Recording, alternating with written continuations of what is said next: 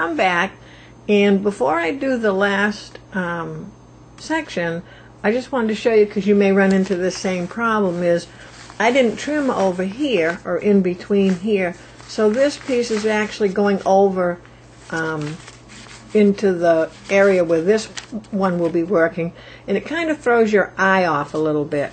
So I'm going to go ahead and trim down the center and down the center this way in both directions, so that we have to do it at some point anyway, so I might as well do it now, so it just makes it easier to do this block. So at any point when you're working on these, if you need to trim on the inside, go ahead and do it. It's okay.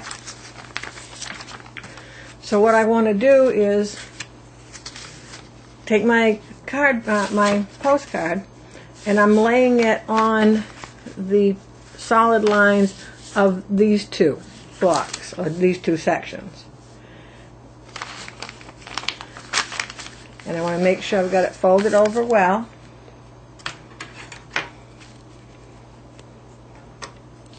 Put my add a quarter on, and go ahead and trim that side up. Then I'm going to turn it in the other direction. So now I'm trimming these two on this middle side.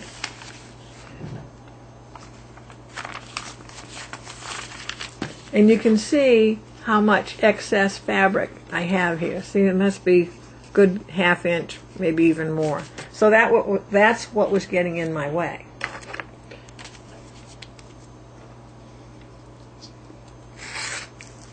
And I'm just sliding my ruler along.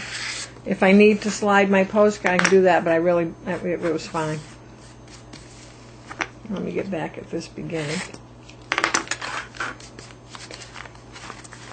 And so now you can see I've got there's room in between each one. So now I can get this one done. So let me go ahead and get this one done, and then I'll show you how to finish up. I've gone ahead and finished the 4 sections, excuse me, and then I've trimmed out around the edges so that I'm laying my postcard on my line, my solid line on the outside edges, pulling that there's just a little bit of paper there, so it is kind of a pain in the neck. Laying down the ½ inch, add a quarter ruler, and trimming it off all the way around. I want to make sure, as we did earlier, is I do the same thing for the inside. So I would lay my postcard on the solid line of the 2 sections that are next to these two, pull it back, add my ruler, trim it off, and then turn in the other direction as well. I got a piece of flopping paper here, and turn it in the other direction and trim as well. So I'm all trimmed up, I'm all pressed, and now I'm ready to join my sections together. So if you remember in the beginning, we did that crease in the center in both directions. So hopefully, if it's right on center, the best way to test it is I'm going to put my pin right in the corner, see if we can get up close, the corner of my 2 solid lines. And when I stick it through, I want to make sure I'm straight down on a flat surface. So I kind of pull it up, and the other side should be in the same place. If it's not, you're going to kind of wiggle it back and forth until you get it right where it needs to be. But always make sure that your pin is going straight. You don't want it to be bent down or up. You want it to be nice and straight. So if you need to, and you want to pin the whole thing, you'd leave that pin in that's straight, and then you'd put a new pin in to hold it. Because if you use this pin, you're going to automatically, when you pull this to pin it in, you're automatically pulling this side up and the other side down. So I'm going to go ahead and sew this, and I'm going to go straight across on my solid line, the top of my block, or the bottom, whichever it may be.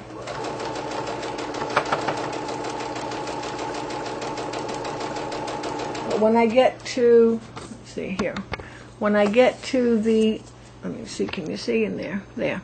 When I get to the end of the solid line of this one, I'm just taking that, you know, like 2 stitches past. I want to cut my thread. I'm going to lift up and I'm going to move down to the next section. I don't want to just sew right across because I have to now turn this, fold this paper going the opposite direction.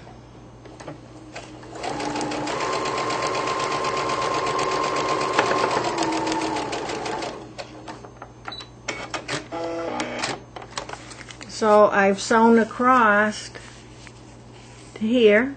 I've stopped when I've got to the end of the solid line, and then I continued on to the other side.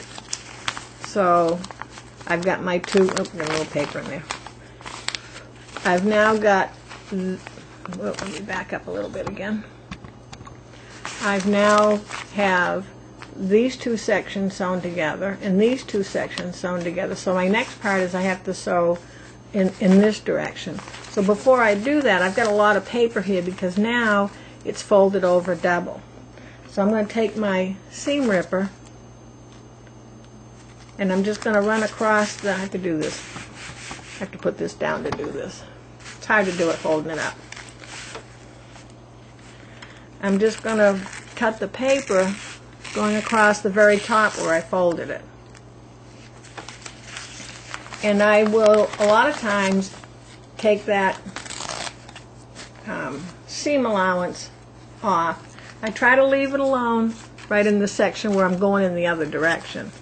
But I'm just going to take one side of the paper off. I don't care about the other side because then I only have that one piece for the moment, as long as it lays reasonably flat. So I've taken the paper off of this side. And now I'm going to flatten this back out again. And I'm going to lay my seam down. And I've laid my seam down so that the side, I am going to take that little section off in the center. I'm laying my seam down so that the non-paper side is down. Because if I lay the paper side down, and then I sew across in the other direction, I'm going to have a hard time getting the paper out. So if you want to, you can take, I think I'll take both sections of that paper off. And I'm tearing, as you can see, I'm tearing away from, I'm pulling away from this paper that I'm tearing. Seemed to work for me a little easier. Let me see if I can get my hand out of your way. And I'm going to give this a little press.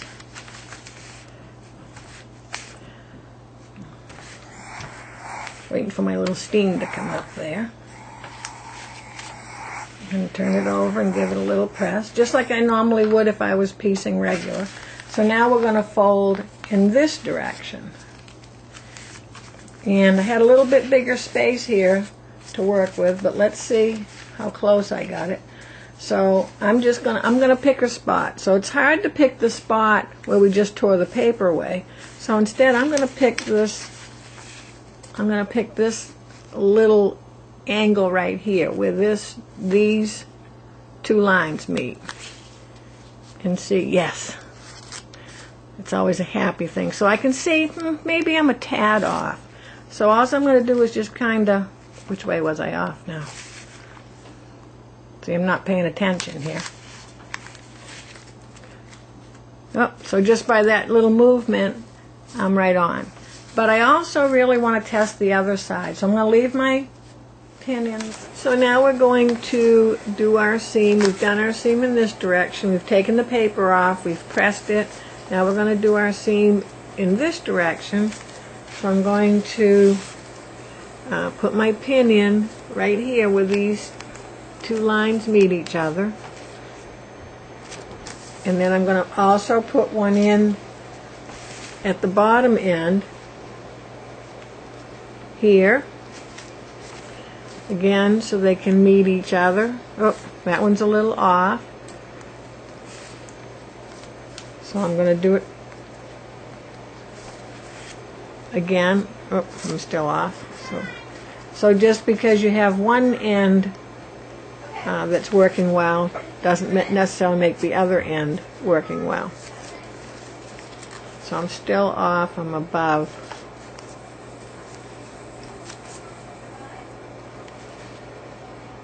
Okay, so now I've got it. So I'm just going to pinch them together. I'm leaving this pin in so I know I'm not going to be moving it around. And this time I'm going to sew right across because we've already seamed this side.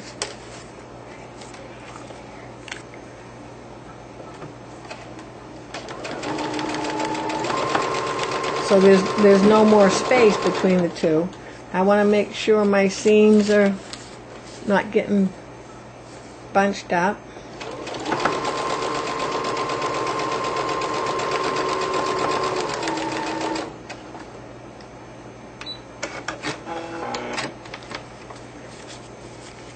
And let's put it back a little bit. There we have our complete block. So I'm just going to, before I press it, I'm going to just take this paper off. I'm leaving the rest of my paper on. I'm just taking the paper off that's in that seam. I'll press the seam to one side and then open it up, and it's nice to see all our little points are matched together. So that is our shamrock block.